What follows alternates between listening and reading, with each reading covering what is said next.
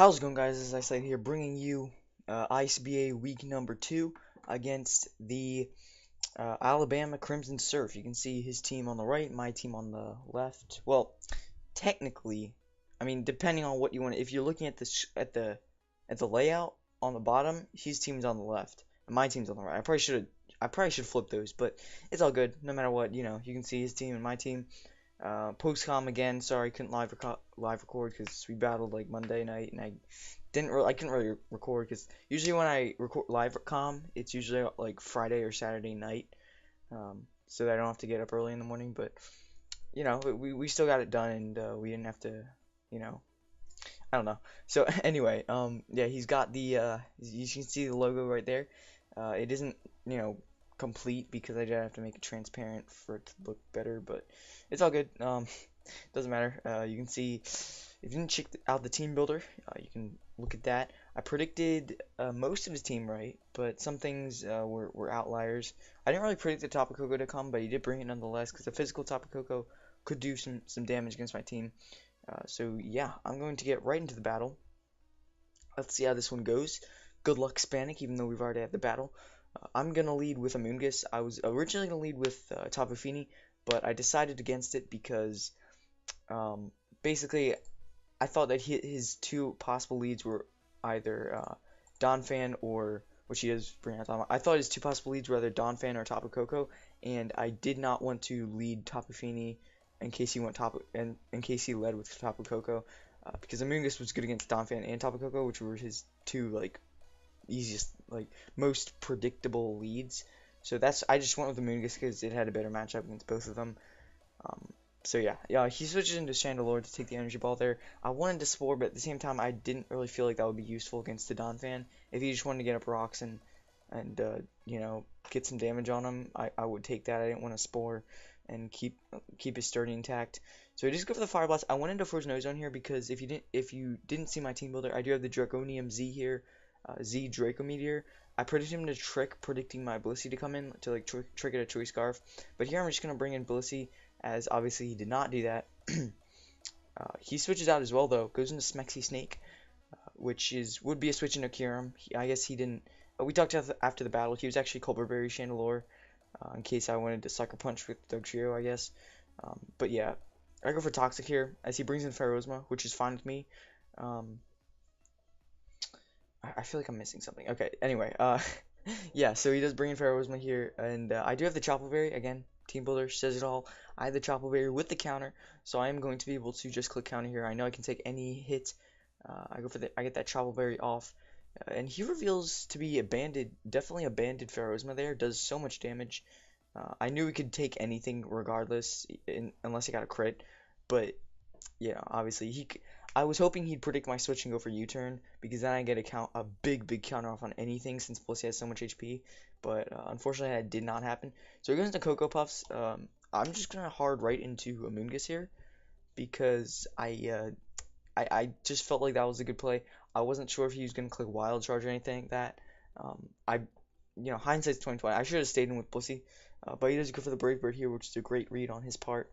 Or just a good middle ground play because he knew he was going to take out the Blissey with that anyway.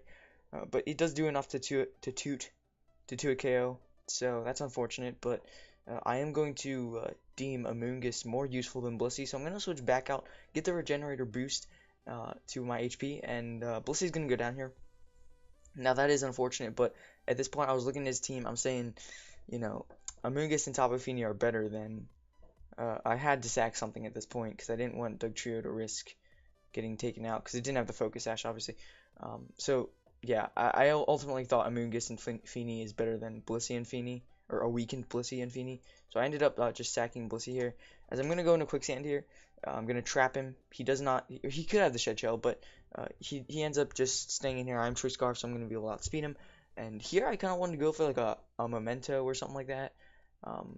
Because I knew Stonehenge wasn't going to kill, I could go for a Memento and then bring in Volcarona and hope to get a few Quiver Dances up. Because if I went for EQ, then I'm vulnerable. He knows I'm Choice Scarf since I outspeed him, unless he wasn't max speed. And then he could just go into Dragonite and set up. Surprisingly, he goes into Donphan. Now, if he had gone into Dragonite there and set up a D-Dance, he told me after the game he was Z Thunder Punch, which I was predicting, to be honest, for my Tapu Fini.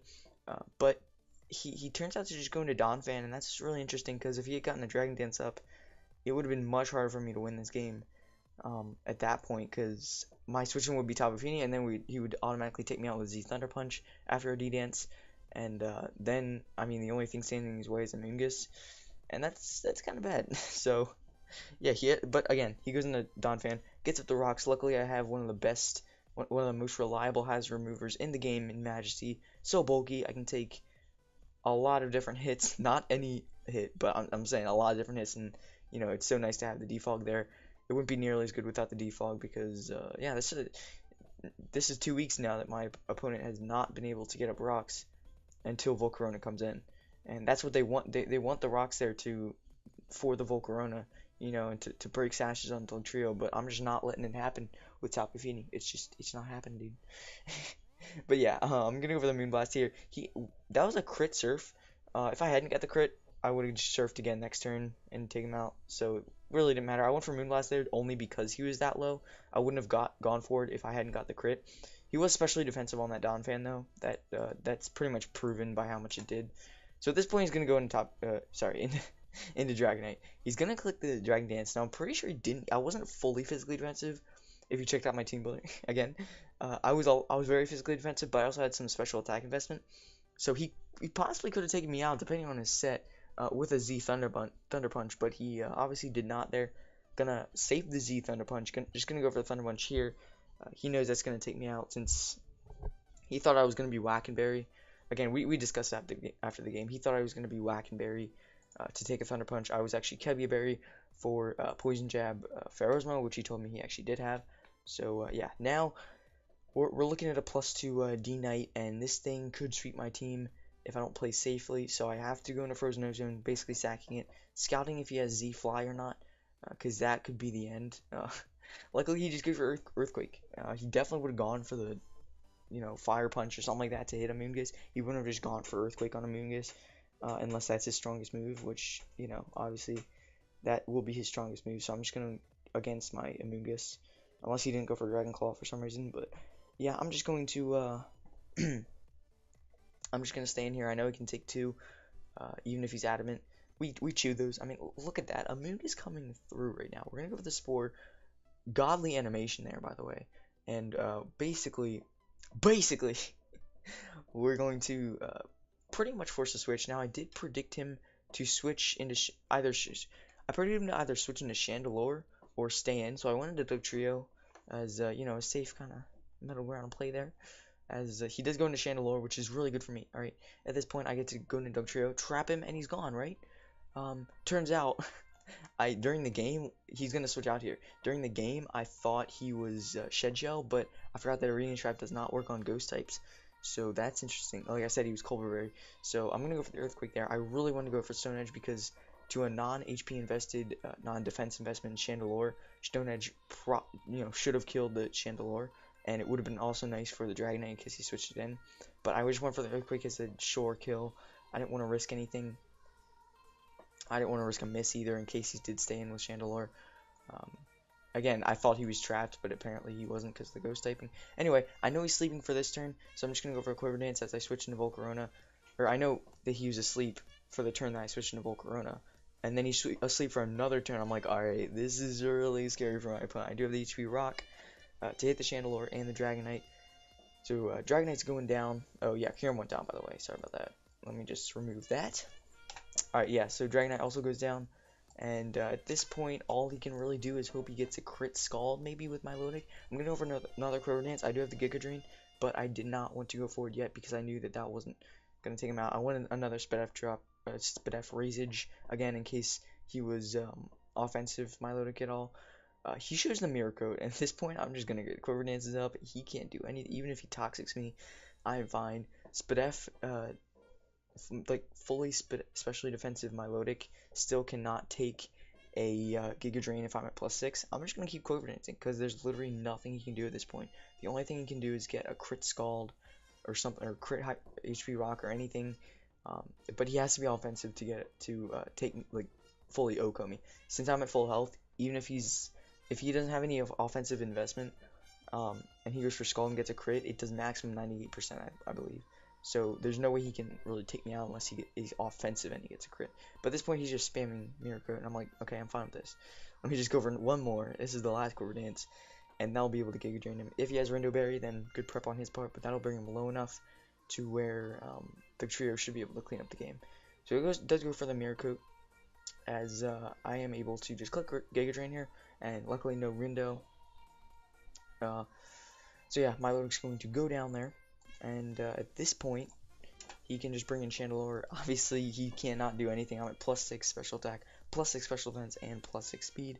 Just gonna be able to hit him up with that HP Rock. I believe Giga Drain was almost an OHKO at his range, which is funny, but obviously I just went for the HP Rock there. Luckily, no HP Ice, as it was supposed to be HP Rock, so that's good. We won with there, basically getting a Spore on Dragonite, and then him switching without burning any sleep turns was really crucial for me getting up my QD with Volcarona. The only thing that really stood in my way would be Scarfed Ferrozma. Once the Dog Fan was put out of Sturdy, the only thing in my way was going to be a possible Scarfed Ferrozma. But we knocked that thing out with Blissey, which is nice. Also, Tapu Koko could have been an issue, but I'd outspeed that thing at +1. I'm pretty sure he was not Scarfed. And yeah, at that point we kind of cleaned up with Volcarona. Very clean match.